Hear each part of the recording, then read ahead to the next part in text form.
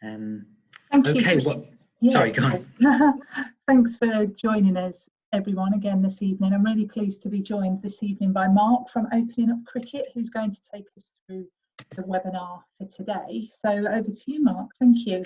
Okay, thank you. Yes, what we're going to look at this afternoon in the bit of time we have is looking at something which is probably quite high on our agenda given the circumstances that we're in, and that's the concept of stress or tension.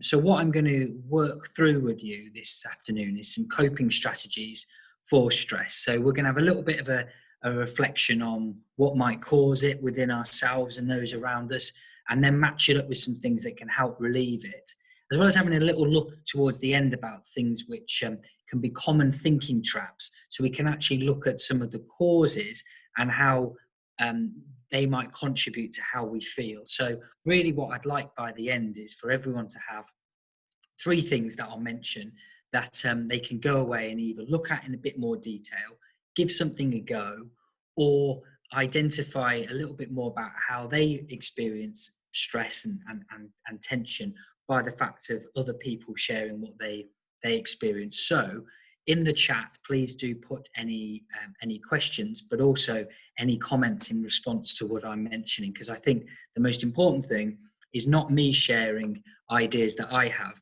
but you guys as well also reflecting on that, so that we get lots of different ideas that are thrown around there. So firstly, can we put in the chat the kind of words that come to mind when you think of stress? Just throw anything in there, the first things that come to mind. I'll give us about half a minute or so, anything that comes to mind when stress is mentioned.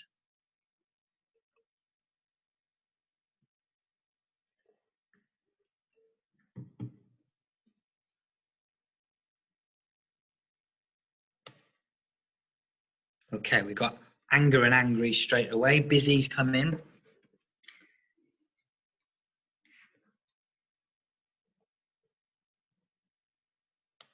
Tensed, yeah.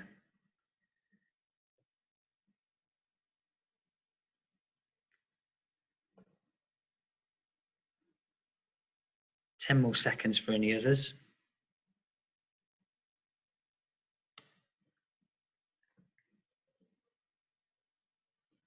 Ready to explode. Yeah. I think we can all probably identify with that at one time or another. So a lot of those things come to mind when we think of stress. Sometimes it's maybe easier to explain it with an image, and certainly this might be something where we feel like we put our hands to our heads, we can't take anymore, but we're having things thrown upon us. Or maybe even it goes a bit further and you just want to block out everything that's going on around you. But what we're going to be thinking about here is the fact that stress, or whatever words we use to describe those feelings, are going to happen at certain points in our lives. So this isn't about making stress go away completely. So regrettably, that's not possible. But it's finding ways of maybe dealing with it and finding the best routes through it, so that even though that picture is a bit of a cliche, we might feel like we're actually able to deal with it a lot better than perhaps we do at times. This comes down to the fight or flight response that our bodies produce in times of stress and tension. And there's also the freeze aspect of it. So we can sometimes find that we either feel like we want to sort of fight it and we get angry, or we freeze and we don't know what to do, or there's the flight where we avoid and we want to go away. And what happens really briefly in our minds is that we have cortisol released, which is effectively the stress hormone, which produces things which put us into those states of high tension. And what we can do actually is regulate the amount of cortisol that's produced, because it's not always appropriate. We don't always need to have that fight or flight response. We're not living in the times where those things were really essential for us, when we're going back in the history of humans to those times. So actually there's things we can do to try and help our body's process be a bit more appropriate to the conditions that we're in. So some things to think about here with kind of what we call real-time resilience. So how can we get through difficult times at that particular point? So just interested to see what people think here about these common thinking traps and which of them maybe apply to you. So we sometimes have tendencies to see things just as black or white. It can't be okay, it's got to be really good or really bad. Sometimes also we're guilty of seeing things just negatively. So rather than the glass being sort of half full, we look at it just as being half empty. So it can be that we have a thinking trap of being only seeing the negatives where there's also positives.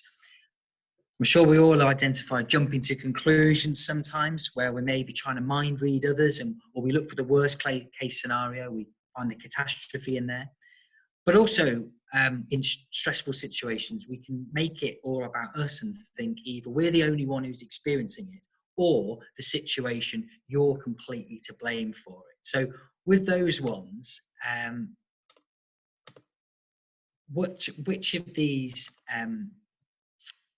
thinking traps do people identify with the most? When you're stressed, which of these things or another do you tend to do the most? Do you tend to make it all good or all bad?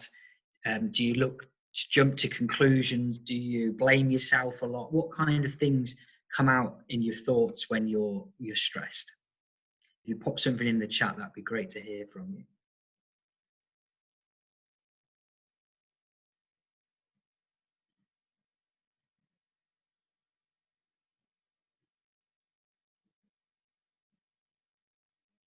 Okay, yeah. We always think things are worse than they really are. We can all get to situations where we realise it wasn't as bad as we thought. Okay, we've got jump to conclusions, which is kind of linked to that other one as well. They all converge into one at times, I suppose. Any of these others that people can identify particularly? Is anyone out there someone who clings on to the negatives even when there might be positives there? And that can be quite stressful if we're only seeing the bad things that are out there.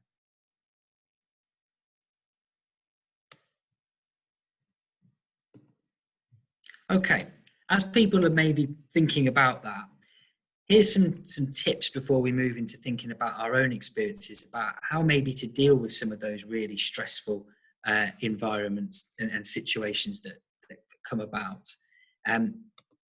We think about how we can challenge it. So one thing is we can sometimes present a stressful situation with some evidence. So if we're thinking really negatively or we're jumping to conclusions, we can just say to ourselves, that's not true because, and then look for something which might be able to make it a bit more balanced. We can also reframe it by saying to ourselves, a better way to see this is to give that perspective a little bit of a change. And also, we can have a plan. If we are jumping to conclusions or we're thinking things are worse than they actually are, a good sentence to be thinking of is, if X happens, I will do Y. So that we're not feeling like, if this thing happens, I'm going to be overwhelmed. Thinking ahead, maybe not too much to be planning disasters, but if there is something that the worst could happen, what can we do? And that gives us a bit of a feeling of ownership, which is really, really important as well. So we're going to talk about a concept called the stress bucket for the rest of what we're looking at this afternoon. And this is the idea that everyone has their own bucket, which can take a certain amount of liquid coming into it. So the bucket is us, and what's coming into it is stress and tension. So we're not saying, of course, that we're going to have nothing going into it. There's always going to be things there, but of course, everyone has a limit. So what we want to have a blend of is recognizing what causes us stress, but then, as shown by that tap at the bottom, knowing ways that we can release to make ourselves feel better and be able to deal with it more. So with this in mind, can you share 3 things, or 1 or 2 is fine, that cause you stress or pressure, and be as general or specific as you like? I'll give us a couple of minutes to think of things that we can identify that we know go into our stress bucket.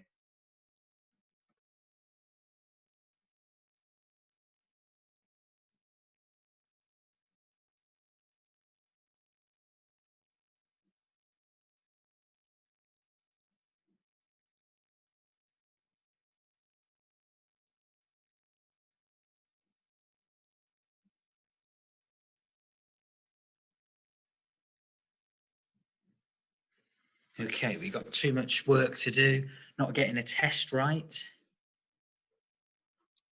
Some good ones there, general ones as well as specific ones, so keep them coming, please.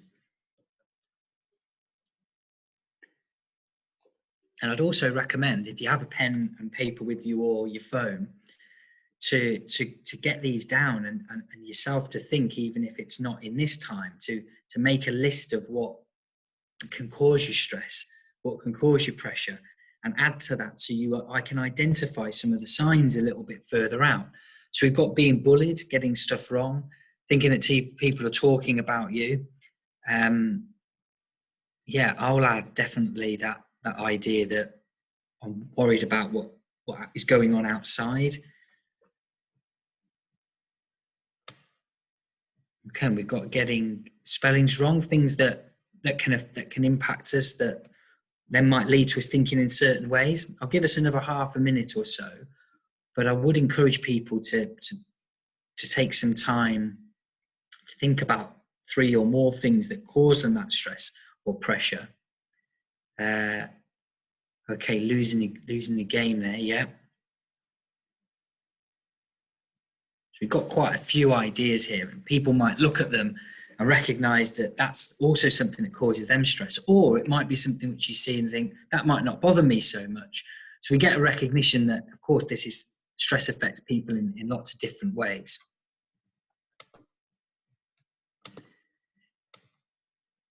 So what we've got to think about is, how can we manage our stress bucket?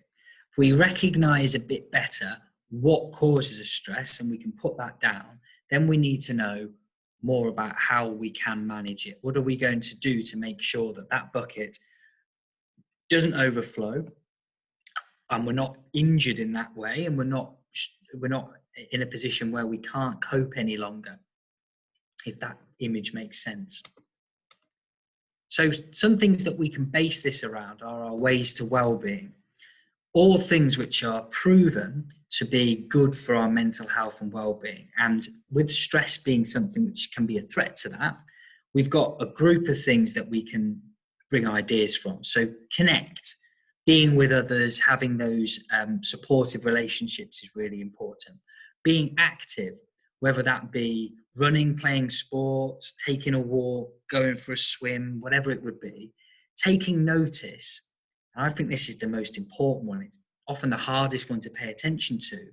Taking notice of the world around us, and maybe taking a step away from the situation that we're feeling stressful, or those thoughts that are causing us stress, and just focusing on something else and realizing that there's a lot going on outside of us, which if we focus on can distract in a way, but can also refocus us. So taking notice of the world around us and doing those things.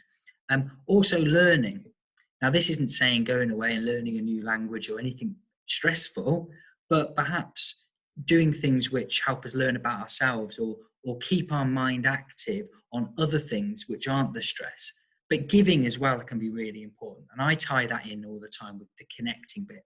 If you're having a conversation with someone that you care about, if you're ringing them on the phone or meeting up whenever time allows, then that's not only you connecting, but that's giving to someone else as well. And we know how good it feels when we do something nice for someone. It's good for them, and it's also good for us. So those 5 ways to well-being can be things which we build our stress relief around. And as Charles has said there, giving the stress away is learning. Understanding what works for us and what doesn't is all a process of learning. Learning isn't necessarily something we do at school or we do for a qualification. It's something that happens every day. And if we tune into that, it can have some really powerful benefits. So I'm going to offer some ideas that I find useful. And then I'll put it back to you to say, what is it that makes a big difference for you? So first of all, some ways of managing your stress bucket that people may or may not use already. So one thing to try, I would recommend, is gratitude. Mentioned a little bit earlier about how a common thinking trap can be that we just see the negatives rather than looking at the positives. But if you're someone that does tend towards that and can under periods of stress feel like everything's going wrong and think that everything's bad, then gratitude is a technique or a tip that you can work on, just like you can any other skill. And this involves just at the end of a day, writing down 3 things that have gone well and 3 things that you're grateful for. Could be in a pen and paper diary, could be in an app like Gratitude or Day One, but it's just going through that process of identifying those 3 things, and then it builds a habit. And before you know it, just like any other habit, you do it without thinking. And the University of Massachusetts over in the United States did a study of people who practiced gratitude in that way. And they found that after a month of doing it, all of the people were able to scan for positives in situations where previously they just hadn't seen any positives. So that's really simple. That's something you can do, which should take just a couple of minutes each day. But that's a way of building that ability to be able to see the good, and that can de-stress. That can be part of keeping a journal. It may be that people already do that, keep a diary, keep a journal. And this has the benefit of getting some of the thoughts that are going through your head out of your head onto paper. And that can tie in with the learning as well. Writing down what stressed you out, what was it in that situation? And you can look at it and think, these kind of situations are the ones that cause me the stress. Then you're halfway towards being able to deal with it better. We can also practice mindfulness. And I saw someone mention in the chat earlier, yoga, which has a lot of links to mindfulness and meditation through the use of breath. But mindfulness can be something where we're giving ourselves 10 minutes a day where we're just focusing on ourselves, not all of the demands in the world around us, not deadlines, not things that we have to do, just 10 minutes for ourselves, where we're focusing on our mind and giving ourselves some time to unwind. So mindfulness can be really useful for that. And then what I found, having done it for a number of years, is in situations where you might be rushing towards making an impulsive decision or getting angry or feeling like it's all on top of you, you can take a little bit of a step back. It's quite hard to explain when someone hasn't done it, but it really is something quite powerful. Relaxing your head, brilliant way of putting it. We spend so much time talking about how we might take a rest with our body, and we know we need 8 hours sleep or thereabouts. But what do we do to relax our mind? Because it's on all day. So taking that time to do that can be really effective. An app like Headspace or Smiling Mind can be a way of accessing that. Now, I'd say reach for your trainers as well, rather than the corkscrew or whatever it is that you might do to make yourself feel better. Eating some sort of foods that might make you feel guilty later. I certainly do that more than I should. But maybe thinking about, can we respond to stress in ways which are positive and how we would like to do it? So going for a walk, going for a run, playing some sport, whatever it is, can help us naturally get rid of stress with sort of no side effects really. Whereas sometimes if we're drinking alcohol or we're eating these foods, it can contribute to a bit of a slump afterwards.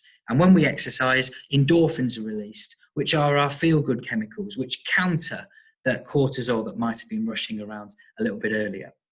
And of course, the most important one is to talk. Finding someone to talk to about it, whether that be someone close to you or just someone to blow off a bit of steam to, makes a really big difference in this kind of area. So, enough of my suggestions and ideas. What works for you? What's good for you in these situations where you do feel stressed or you don't feel your best? What works for you? It'd be great to hear suggestions from everyone in the chat, please. Please share something you do that helps, because it might be an idea which can help somebody else.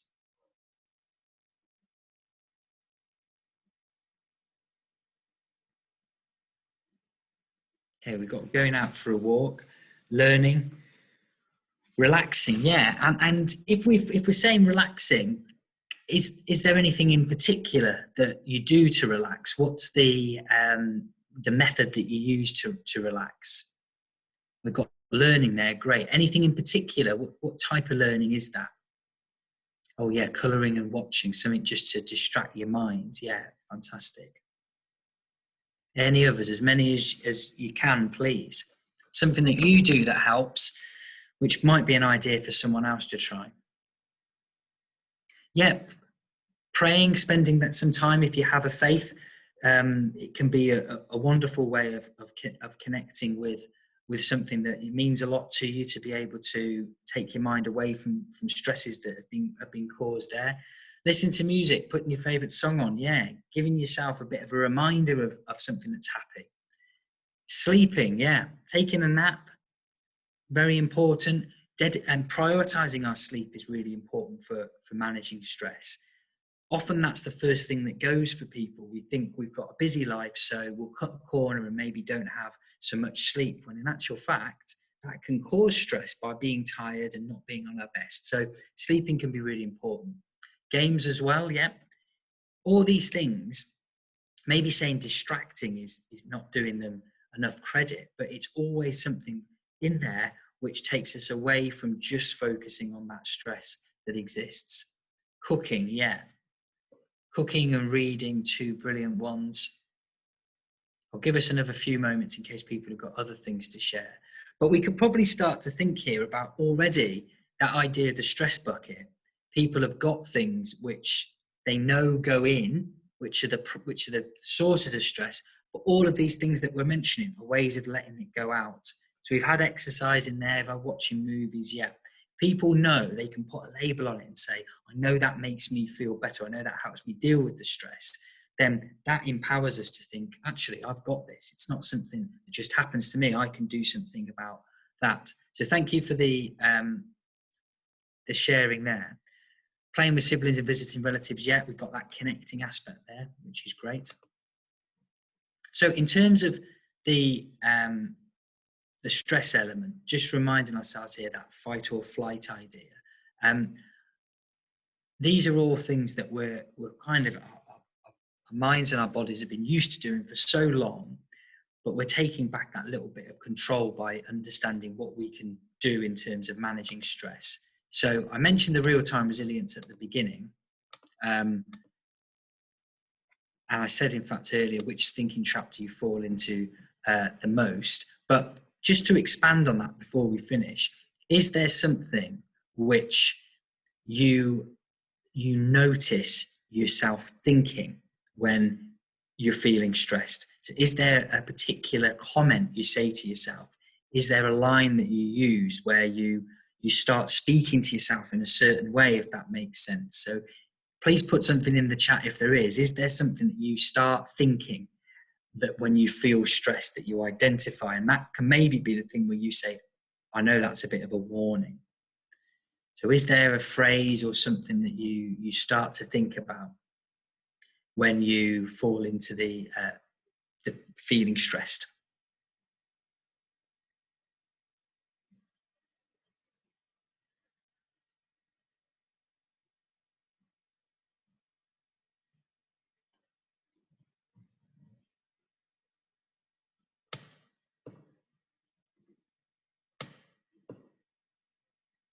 Okay, here we got, I'm not good enough. Definitely people might think that.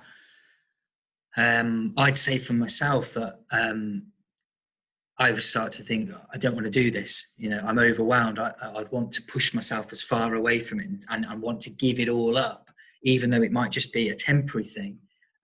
What if I get it wrong? Yeah, I think that's definitely one that would come to mind for people. Have we got any others? I think they're really good insights. And if we read these and see that other people think the similar things to us, it can make us feel better when we realise that we're not the only ones who experience this. It doesn't make it easier necessarily in the moment, but perhaps when we reflect on it, we can see if other people have experienced this and find ways of getting through it, then I can certainly do that. Absolutely. Any other things that come to mind when you're feeling stressed? What do you start to think? Or maybe how do you start to respond in other ways? Are there any things which are maybe physical, little feelings you get? Okay, yeah, every test wrong, thinking that you catastrophize and everything's wrong, rather than maybe just one thing that's happened there. Yeah. So commonly when we feel stress as well, it might be that we start to feel pains in our back or our joints, and it can become quite physical. Yeah, butterflies in the stomach there. It's almost a bit of a warning sign. And the more we can get used to noticing those things, those little signs, then it's easier for us then to move towards finding a way of dealing with it. And yeah, lovely one there. What if they don't like me? Not a lovely one in that it's nice you think that, but a really lovely way of explaining what is going on there. Yeah, so we can often start to think what we're like in relation to others around us. So they're great. Thank you for all those contributions. Okay, just go through there. So I think as we conclude, the big thing to consider is to take care of yourself, because you can't help anyone else if you're not feeling on top of it yourself. So we should be able to go through and be able to think about what can we do to take care of ourselves. What is it that's good? How can we look after our mind as if we'd look after some plants or we'd look after other people? So one thing for people hopefully to leave with this afternoon. One thing you have in common with someone else's experience of stress, so something that has been typed there, something that maybe I've said which you identify with. One thing you'll give a try, another technique or another tip that someone else has spoken about, and one thing you want to find out more about. So in the last couple of minutes, if anyone would like to share any of their one things there, something that they've found they've had in common with someone else, something they're going to give a try, and something they want to find out more about, then that would be brilliant.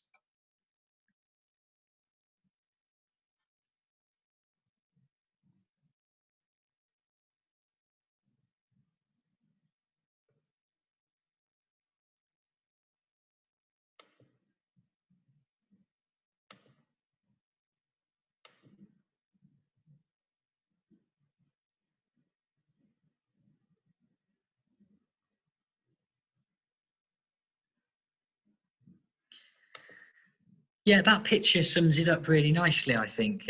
Just saying, it's about being kind to yourself. We live in a world where we always say it's good to be kind, and we think about how we interact with other people. But the first person you should be kind to is yourself. And that little picture might be a way of making you think about that, hopefully. Thank you.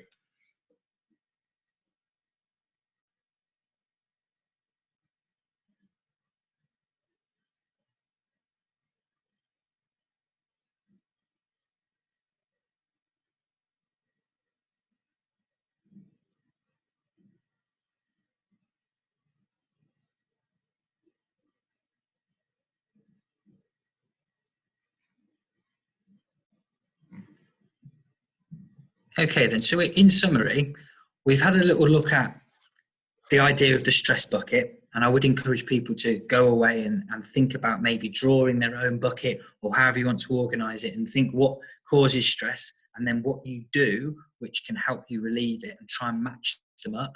There's been some other ideas about how we're able to